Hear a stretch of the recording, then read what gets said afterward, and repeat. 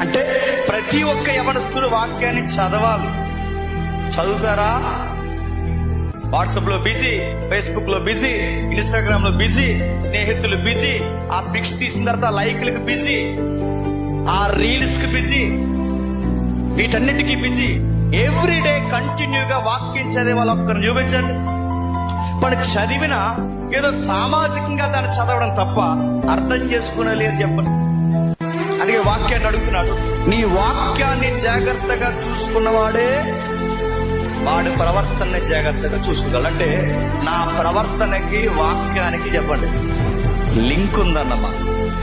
నేను తప్పు చేయకూడదు ఖచ్చితంగా తప్పు చేస్తాను. నేను బూతులు మాట్లాడకూడదు స్పృహనంత మాట్లాడకూడదు ఖచ్చితంగా బూతులు మాట్లాడతాను.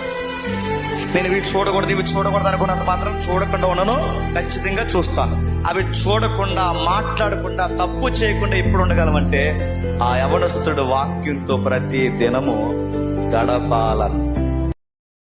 Download ShareChat.